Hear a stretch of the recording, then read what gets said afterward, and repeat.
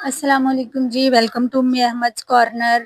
आज की वीडियो में हम बात करेंगे बेसिक शलवार के बारे में कि बेसिक बुनियादी शलवारें कितनी किस्म की होती हैं और इनको कैसे बनाया जाता है। ठीक है, तो देखें, सबसे पहले अगर हम बात करें इस शलवार की, तो ये बिल्कुल सिंपल शलवार है। इसमें किसी किस्म का कोई एक्स्ट्रा कपड़ा नहीं लगता।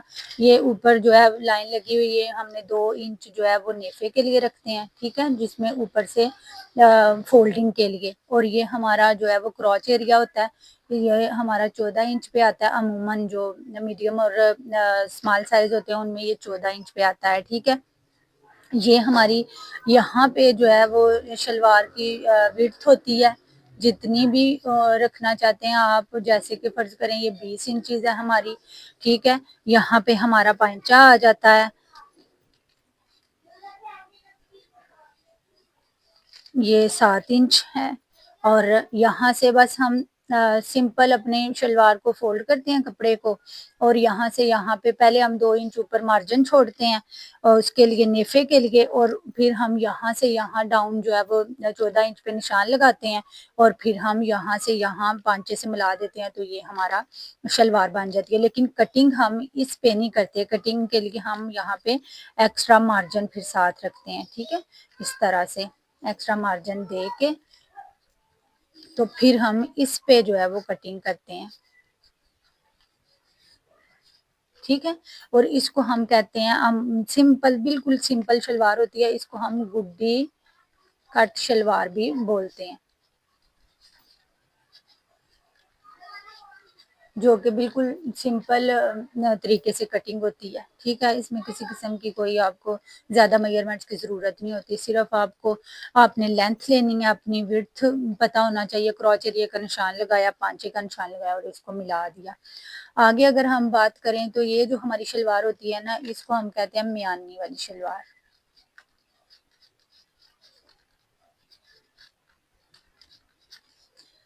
इसमें भी हम ऊपर 2 इंच फोल्डिंग के लिए नेफा रखते हैं। ठीक है, उसके बाद क्योंकि ये जो हमारा कपड़ा होता है ना, इसमें कम होता है, ये कपड़ा डालने का, ये जो एक्स्ट्रा कपड़ा होता है ना, इसको मियानी बोलते हैं।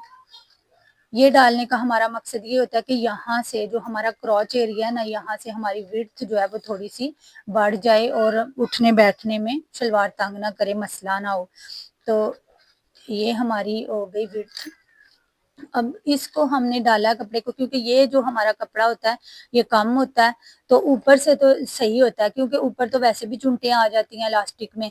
तो अगर यहाँ पे फर्ज करें कि आपका कपड़ा 15 इंच आ रहा है ना, और यहाँ पे भी 15 इंच आ रहा है, तो आपको ऊपर फिर कपड़ा डालने की जरूरत नहीं पड़ेगी, क्योंकि जब इलास्टिक डलेगी तो ऊपर से ऑलरेडी कपड़ा इकट्ठा हो जाएगा, तो विड्थ की जरूरत नहीं पड़ेगी। विड्थ की असल जरूरत हमें इस जगह पे होती है जो क्रॉच एरिया होता है। ठीक है, तो फिर हम इसलिए ये कपड़ा हमने साथ रखते हैं, और यहाँ से यहाँ तक इसको हम बिल्कुल फिर ऊपर तक कपड़ा नहीं डालते, क्योंकि जब ये 2 इंच का जो हमारा नेफा होता है ना, ये जब फोल्ड होके नीचे की तरफ आएगा तो ये 2 इंच और नीचे यानी कि जगह लेगा, और यहाँ पे आके इसकी सिलाई लगेगी।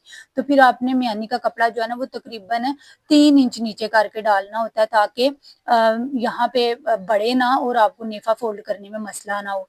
और जब आपने क्रॉच एरिया का निशान लगाना है, इसमें तो हमने बिल्कुल सीधा क्रॉच एरिया का निशान लगाया था, इसमें हम क्रॉच एरिया का निशान फिर यहाँ से यहाँ तक इंच टेप को रख के लगाते हैं, इधर से इधर तक, यानी टेढ़ा जो है वो आप रख के निशान लगाएंगे 14 इंच अपना आसन का निशान, और फिर आसन के निशान को पांचे के निशान से मिला देंगे। 2 इंच नीचे से हमने एक्स्ट्रा फोल्डिंग के लिए रखा होगा पांचा भी। ठीक है, ये, और कटिंग हम इसकी भी इस पे नहीं करेंगे। कटिंग के लिए हम यहाँ पे मार्जिन देंगे तकरीबन 1.5 इंच का, तो फिर हम इसकी कटिंग करेंगे।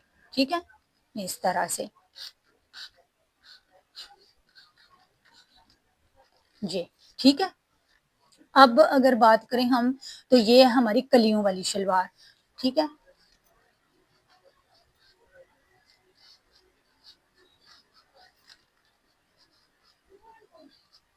तो कलियों वाली शलवार में क्या होता है कि हमें विड्थ अगर चाहिए ना 20 इंचज की, तो जितना हमारा पांचा है ना, फर्ज करें कि जैसे कि पांचा हमारा है 7 इंचज। ठीक है, तो हमने 7 इंच का एक पहले पल्ले काट लिए, एक साइड से निकाल लिए। ठीक है, और उसके बाद जो हमारे पास कपड़ा बचा ना, उसको हमने कलियों की सूरत में काट के तो ऊपर से यहाँ से हमारा जो है वो रखा हमने क्रॉच एरिया अपना 14 इंचेस पे, और ये जो इस क्रॉच एरिया को फिर हमने यहाँ तक मिला दिया, थोड़ा सा एक्स्ट्रा रख के पांचे से, ताकि ये सिलाई में आ जाए।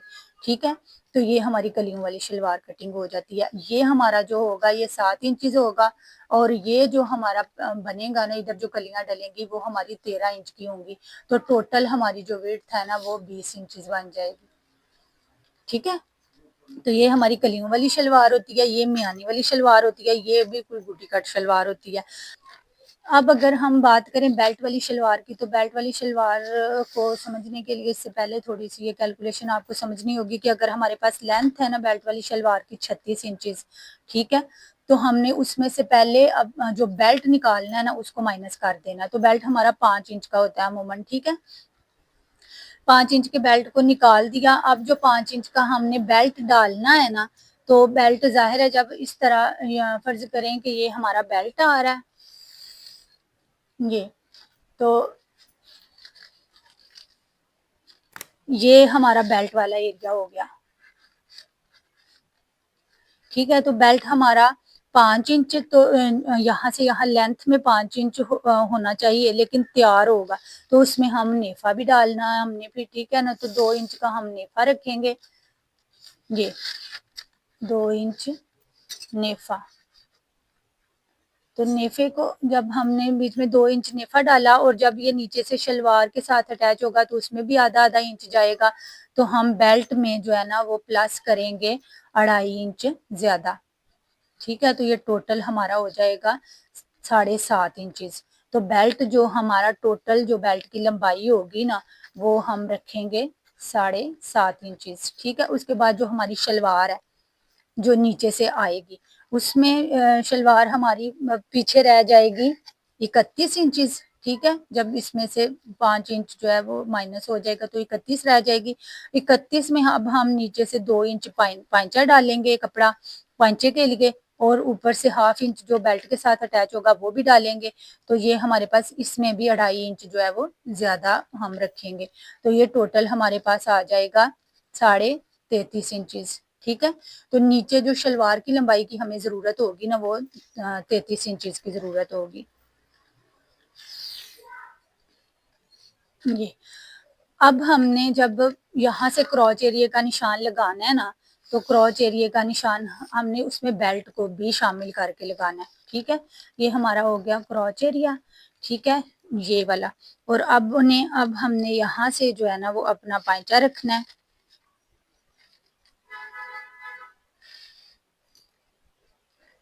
ये पांचे का हमने 7 इंच पे निशान लगाया, और फिर इसके बाद हमने जो हमारी थी उसको इस तरह से क्रॉच एरिया से मिला दिया।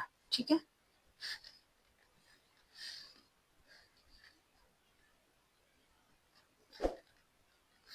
ये ये हमारा क्रॉच एरिया हो गया।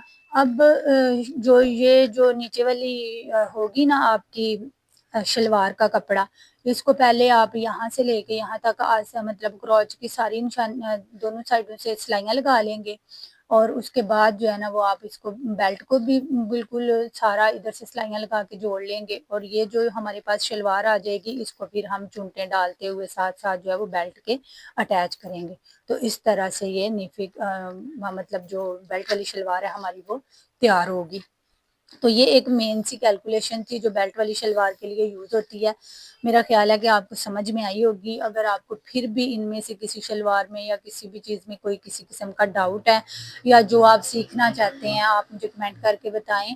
और इंशाल्लाह ये नहीं कि मैं एक वैसे भी अगर आप नहीं भी बताते तो फिर भी ये सारी चीज़ें, सारी शलवारें, सारी कमीज़ें एक एक करके नेक्स्ट क्लासेस में जो है मैं आपको वो कटिंग करना और स्टिचिंग करना सिखाऊंगी इंशाल्लाह। तो उम्मीद है कि आज की जो वीडियो है आपको अच्छी लगी होगी। वीडियो अगर इन्फॉर्मेटिव लगी है तो इसको लाइक करें, अगर चैनल पे न्यू है तो चैनल को सब्सक्राइब करें। मिलते हैं नेक्स्ट वीडियो में, तब तक के लिए अल्लाह हाफिज़।